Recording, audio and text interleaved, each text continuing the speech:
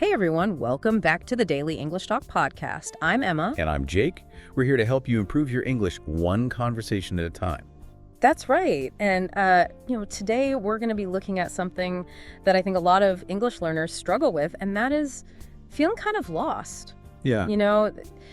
You might be trying a bunch of different things to learn English, like you're watching movies or you're, picking up vocabulary here and there or reading articles, but maybe it doesn't feel like it's all coming together. Right. Or like it's leading to consistent progress. Yeah, it's like you're working out, but you're not following any particular program or routine. You're just kind of doing random exercises. Yeah. And, you might get tired, but you're not really making any progress. Exactly. And I think if that resonates with you, if you've ever felt that way, where you're like, I'm putting in the time, but I'm not really seeing the results that I want, then this is the conversation for you, because we're going to be talking about how to create an approach to learning English that's really structured and built for you. Yeah, that's right. The goal today is to help you build your own personalized English study plan. Yes. One that really fits your life, your goals, and your learning style. Yeah, and don't worry, because if that sounds like a big task right now, we're going to break it down step by step. Yeah. And by the end, you'll have a concrete plan that you can start using right away. This reminds me of when I first started learning guitar. Okay. I would pick it up every now and then and just strum a few chords, hoping that somehow I would magically become a rock star. Yeah. But it wasn't until I actually had a structured practice routine that I actually started to see real results.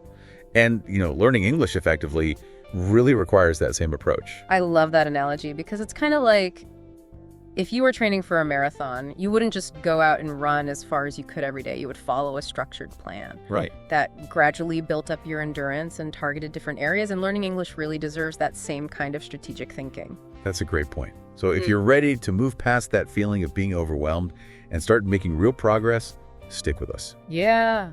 And let's get started with the first step, which is setting clear goals. All right, so now that we see why having a structured approach is so important, let's dive into step one, which is setting really crystal clear goals. And this is an area where a lot of learners kind of get tripped up. Yeah. Right? They might say, oh, I want to learn English. Yeah. But that's kind of like saying, I want to get healthy or I want to improve my life. It's good intention, but it doesn't really give you a lot of direction. Exactly. It lacks that focus. And without focus, you can't really make progress towards something, right? Right. So we need to talk about a framework that can help you refine your goals and make them way more effective. And that is the SMART Goals framework. I like that. Have you heard of this before? Yeah. SMART is an acronym. Yes. And it stands for specific, measurable, achievable, relevant, and time-bound. So let's unpack each of those, starting with specific. Your goal needs to be really clear and well-defined. So instead of just saying, I want to improve my English, you need to ask yourself some questions like, what specifically do I want to improve? Right. And why? Yeah, you got to dig a little deeper. You got to ask yourself, what aspect of English do I want to focus on? Yeah. Is it speaking, listening, writing grammar, vocabulary? And then most importantly, why is this important to me? Yeah, is it for your job? Is it for travel? Is it just to connect with more people from around the world? Like, what is the reason? Exactly. So instead of just saying, I want to get better at speaking, you could say something like, I want to be able to confidently introduce myself and have a 5-minute conversation with a native speaker. Yes, much more specific. Right. It gives you a clear target to aim for. And now let's move on to the M, which is measurable. Yes. You need to have a way to track your progress. So if your goal is to get better at speaking, how will you know if you're actually improving over time? Exactly. You need some way to measure that, right? Like if you're going to the gym, how will you know that your workouts are effective? Right. So for speaking, one way you could measure your progress is maybe you record yourself speaking English once a week. Oh, that's a good idea. Yeah. And then you can listen back to those recordings over time and you can really hear, okay, am I becoming more fluent? Am I making fewer mistakes? Is my pronunciation getting clearer? Yeah. And you can even use some online tools. Like you can use a language exchange platform or even just keep a simple log of how often you're speaking and for how long you're speaking. Right. And some apps even have built-in features that track your speaking time. Yeah, that's true. Exactly. And so if we think about expanding your vocabulary, instead of saying, I want to learn more words, a measurable goal could be, I will learn 5 new English words every day and make sure I use at least 3 of them in a sentence. I like that. Yeah, it gives you a specific number to track and a clear action to take. Exactly. Now let's move on to A, which is achievable. Yes. And this is where it's important to be realistic with yourself. Because if you say, I want to be completely fluent in English in 1 month, that might be setting yourself up for disappointment. Yes, definitely. It's good to have ambitious goals, but also it needs to be something that you can actually achieve with the time and the resources that you have. Right. So a much more achievable goal might be something like, I will dedicate 15 minutes every day to practicing my English pronunciation. Yeah, I like that. Or something like that. Small, consistent steps are much more likely to lead to that long-term progress. Yes, exactly. It's all about that consistency and those small wins. Now let's move on to R, which is relevant. Yes. And this essentially means that your goals should align with your personal motivations for learning English. Yes. So, for example, if you're learning English primarily for your job in a very international company, Right. then you probably don't want to spend a lot of time learning very casual slang or idioms. Yeah, that's a good point. If you need English for your work, in a business setting or something like that, then that would be more important than, let's say, slang. Exactly. So think about, why did you decide to learn English in the first place, and let that really guide the specific goals that you're setting for yourself. Now, the last one is T for time-bound. Yes. Every goal needs a deadline. Yes. Because if you just say, I want to improve my speaking eventually, Right. it's so open-ended, right? Yeah, it's like there's no urgency. There's no real, thing to work towards. Exactly. But if you set a goal that says, by, let's say, March 1st, Okay. I will be able to confidently talk about my hobbies and interests for 5 minutes without stopping, that gives you a very specific time frame to work within and something very concrete to aim for. Yeah, I love that. And that deadline, kind of creates that sense of focus and helps you prioritize. Exactly. So just to recap quickly, Yeah. the SMART goals framework: S, specific; M, measurable; A, achievable; R, relevant; and T, time-bound. Now would be a good time to actually take a few minutes and write down your own SMART English learning goal. Think about what you want to achieve, how you'll measure your progress, whether it's realistic, why it's important to you, and when you want to achieve it by. Yeah, and if you're feeling a little stuck right now, that's totally fine. Yeah. Because in our next segment, we're going to be talking about how to choose the right methods for actually learning English that will help you work towards those goals. All right, now that we've got these SMART goals in mind, let's move on to the really fun part, Yes. which is how can we actually learn English effectively? Yeah, because knowing what you want to achieve is great, but then it's like, okay, how do I actually get there? Right. And I think that's where a lot of learners get a bit stuck. Exactly. So in this segment, we're going to share some really practical tips and strategies that you can use to improve your English skills. And this will cover things like speaking, listening vocabulary, building reading and writing. And the best thing is you can think of these strategies as tools in your toolkit. You can pick and choose the ones that resonate most with your goals and your learning style. So feel free to combine them and adapt them to what works best for you. So let's start with speaking, because for a lot of learners, understanding English is one thing, Yeah. but being able to actually speak it confidently and fluently, that could be a real challenge. Absolutely. So here's a simple but really effective method for improving your speaking, and we like to call it the listen, repeat, practice approach. Okay, I like that. Okay, so step 1 is listen. Okay. Find a short audio or video clip in English that interests you. It could be a part of a conversation, a short news item, or even a scene from a TV show. And just pay attention to how the speakers are pronouncing the words, their intonation, the rhythm of their speech. Got it. And what's the second step? The second step is repeat. Okay. So listen to those key phrases or sentences from the clip and try to repeat them out loud, really focusing on copying the speaker's pronunciation, the way their voice goes up and down, and the overall flow of their speech. So you're mimicking them, basically. Exactly. Okay, got it. And what about the third step? The third step is practice. Okay. So take those phrases and sentence structures that you've been repeating and try to use them in your own original sentences. Okay. So adapt them to talk about yourself or your experiences or your opinions. I see. So you're taking what you've learned and you're applying it. Exactly. Okay. And what's great about this method is that you're essentially learning to speak by modeling your speech on how native speakers actually talk. So over time, these patterns and rhythms will start to feel more natural. That makes sense. And if you feel a little bit shy or hesitant about speaking out loud, a really good tip is to record yourself Oh, yeah, that's a good idea. and then compare that recording to the original speaker. And you might be surprised at what you notice about your own pronunciation or your intonation, and it can give you very specific areas to focus on for improvement. Yeah, that's a great tip. Now let's shift our focus to listening comprehension. Okay. Because for many English learners, understanding spoken English, especially when it's spoken at a natural speed, can be really tough. Yes, it can be. And oftentimes people are listening passively. They're just letting the sounds wash over them without really actively engaging with the content. Right.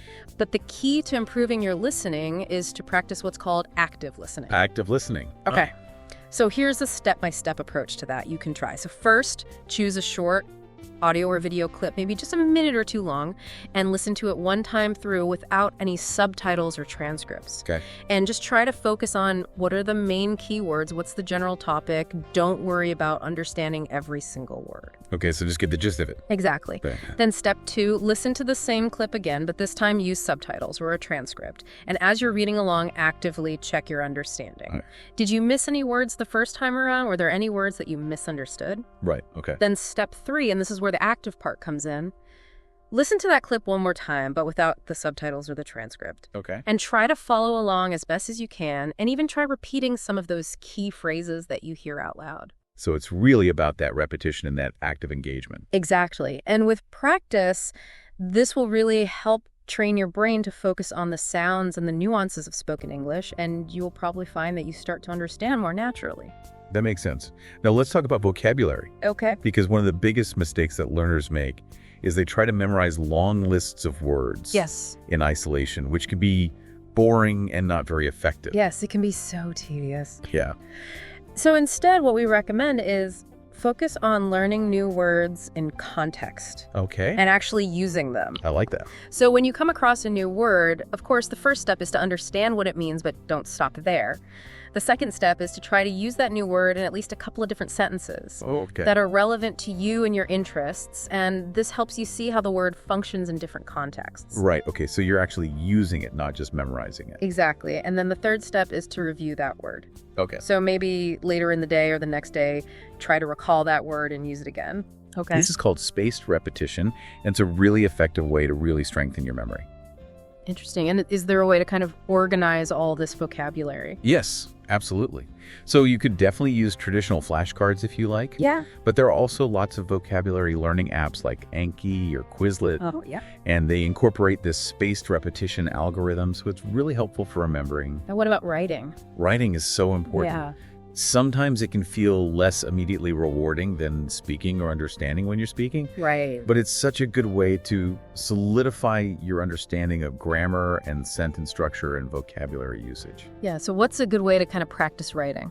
So one really effective technique is what we call a short daily reflection. Okay. And it doesn't need to be long. It could just be 3 to 5 sentences every day about anything. Oh, okay. So you could write about what you did that day. You could write about how you're feeling. You could write about something interesting that you read or learned, or even just your plans for the next day. Okay, so it's just a short little reflection. Exactly. And the real benefit of this is that it forces you to think in English Yeah, and construct your own sentences rather than just translating from your native language in your head. right. That makes sense.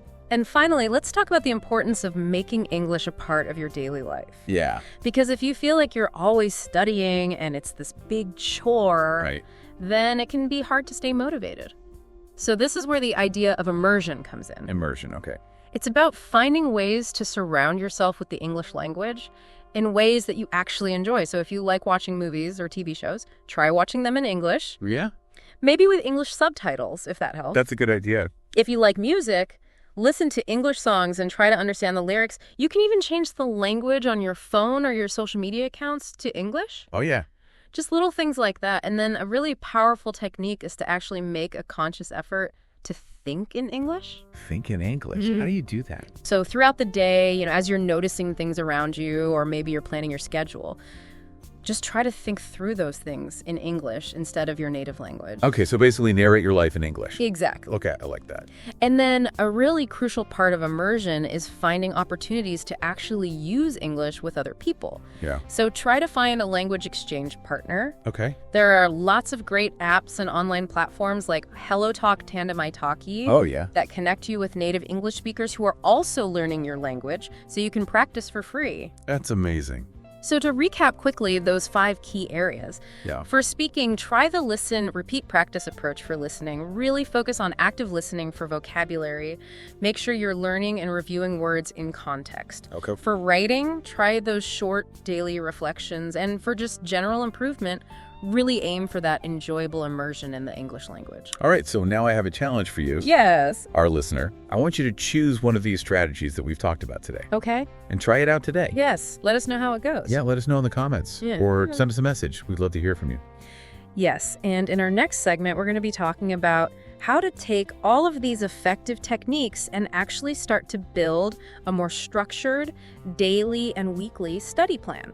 Okay, so now that we've kind of gone over all of these strategies, let's get into how to actually create an effective study routine. Yes, because it's not just about, studying really intensely for a few days and then taking a break. It's about building sustainable habits that will lead to long-term progress. Yeah, and these aren't just, random tips. These are actually proven methods Yes, that work for a lot of language learners. exactly.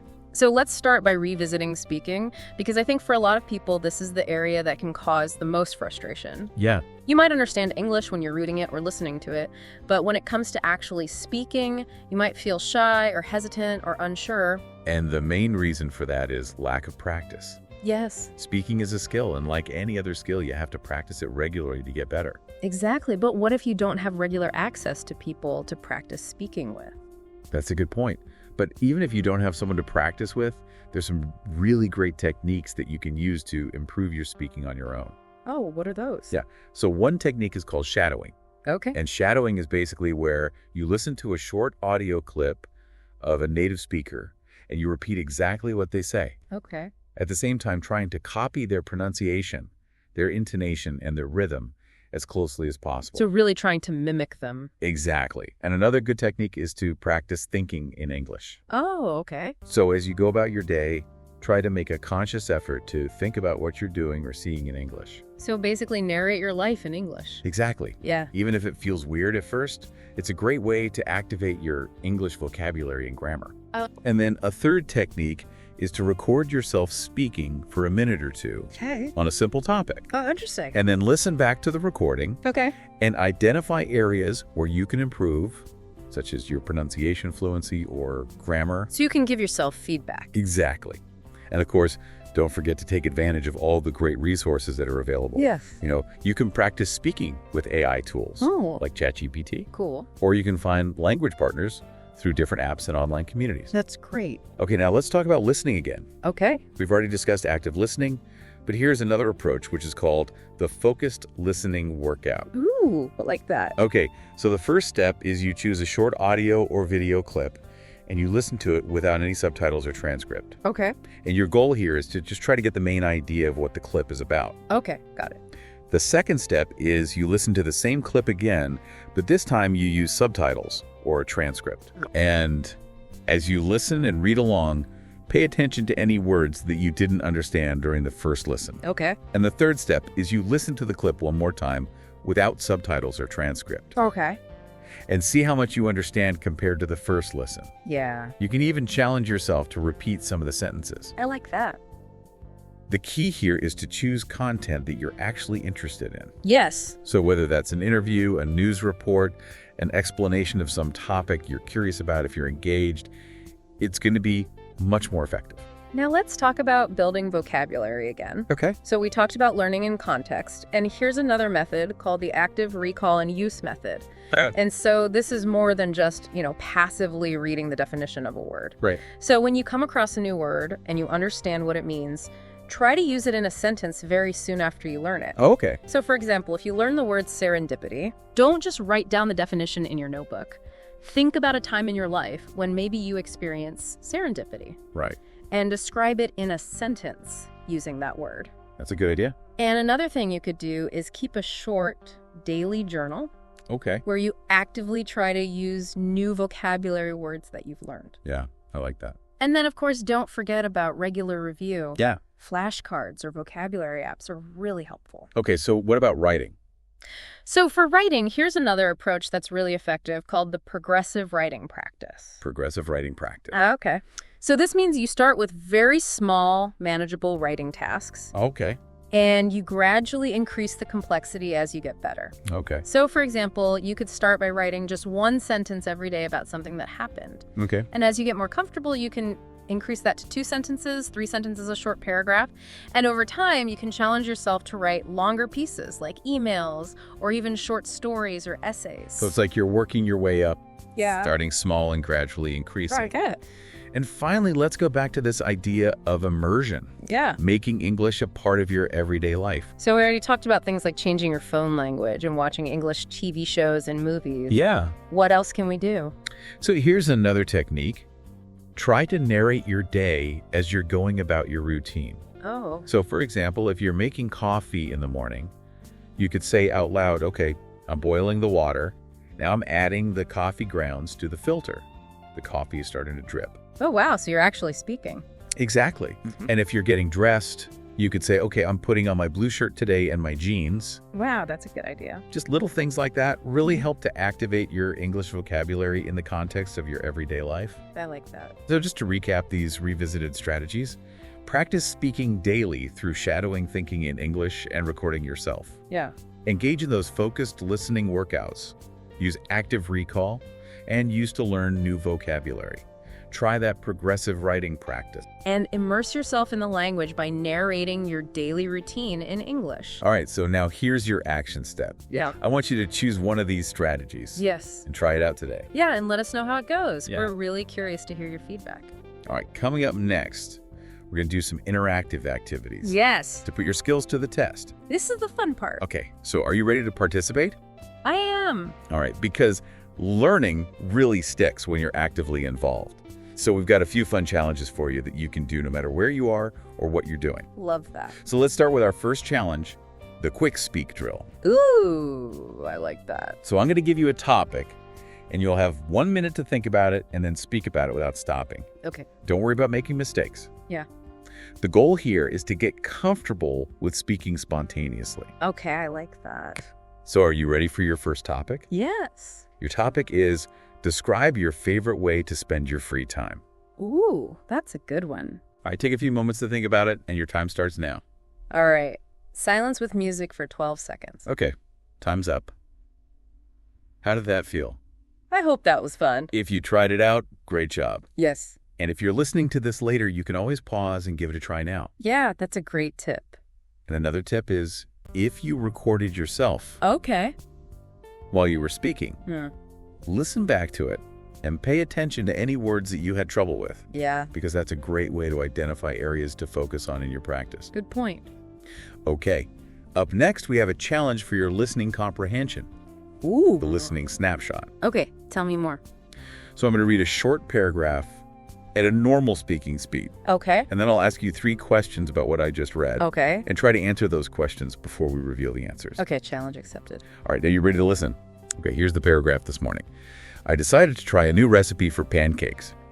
It involved using almond flour instead of regular flour, and it turned out surprisingly delicious. Huh. Okay, I served them with fresh berries and a drizzle of honey. Ooh, that sounds yummy. Okay, so here are your 3 questions. Okay. What kind of flour was used in the pancakes? What was served with the pancakes? Okay. And how did the pancakes taste? Okay, I think I got it. Silence for 5 seconds. Okay, so the answer to the first question, what kind of flour was used? Almond flour. That's right. Yay. What was served with the pancakes? Fresh berries and honey. Yes. Fresh berries and a drizzle of honey. Drizzle of honey. Yeah. Aye. And how did the pancakes taste? Surprisingly delicious. That is correct. Woo. How did you do? I got them all. Nice. 5. All right, good job. If you didn't get all of the details, that's totally fine. Yeah. Because listening is a skill that takes time and practice. Absolutely. And you can always rewind and listen again. Yes. You can... Okay, for our final interactive activity, we're going to do a quick vocabulary association exercise Ooh, fun. called the word link. Okay. So I'm going to say a word, Okay. and you'll have 5 seconds to think of another word in English that you associate with that word. Okay. There's no right or wrong answer here. It's just about making those connections in your mind. I like that. So for example, if I say book, you might think of reading, or library, or story. Yeah. Makes sense. All right, so are you ready to play? I'm already bringing on. Okay, here's your first word, happiness. What's a word that comes to mind when you hear happiness? 5 seconds. Silence for 5 seconds. Next word, travel. Yeah. What do you associate with travel? Silence for 5 seconds. And your last word for this round, learning. What comes to mind when you hear the word learning? Silence for 5 seconds. Great job. If you came up with some words, awesome.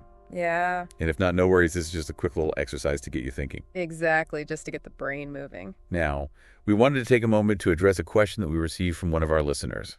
We had a question from Sarah in Germany. Okay. And Sarah asks, what's the best way to get over the fear of making mistakes when speaking English? That's such a good question, Sarah, because I think a lot of people struggle with that fear. It's really common. Yeah, and the most important thing to remember is that making mistakes is a natural part of the learning process. Yeah, everyone makes mistakes. Exactly. It's how you learn. And you can even think of mistakes as feedback. Oh yeah, that's a good way to look at it. Right. So instead of getting discouraged when you make a mistake, just try to learn from it. Yeah, and try to focus on communicating rather than being perfect. Right. So your goal when you're speaking is to convey your message Yeah. to the other person.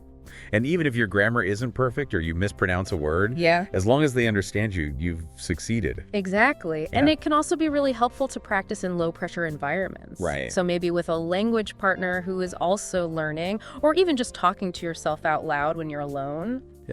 Yeah, those are great ideas. The more you practice, the more comfortable you'll become. Exactly. And thanks for the great question, Sarah.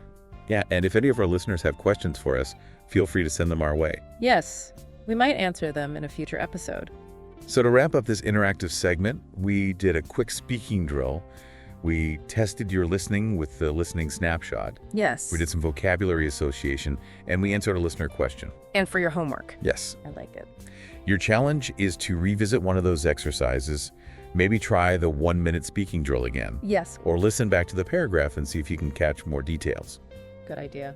All right, well, this has been a really comprehensive discussion. It has. We've talked about so much, from setting goals to different learning strategies to even doing some practice together. I hope you enjoyed it. Yeah, and I hope you feel a bit more confident in your ability to improve your English. Yeah, so let's recap the main points of today's conversation. So first, remember to define your English learning goals very clearly. Using that SMART framework, understand what you want to achieve and why it's important to you. Second, make sure you're incorporating smart learning strategies into your routine. Make time for speaking practice, really work on your listening comprehension, build your vocabulary in a meaningful way, and practice your writing consistently. And third, make your English learning process fun and engaging. Yeah. Use those interactive activities, immerse yourself in the language in ways that you enjoy, and just make it a positive part of your day.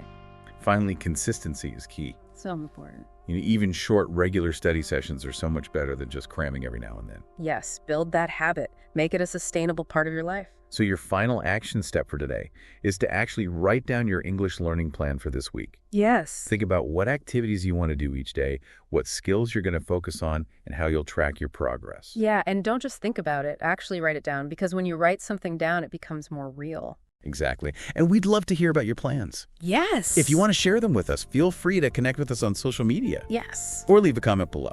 Before we go, I just want to say thank you for taking the time to focus on your English improvement. Yeah, you should be really proud of yourself for making this effort. Yes, so keep practicing. Be kind to yourself when you make mistakes, because they're really opportunities to learn.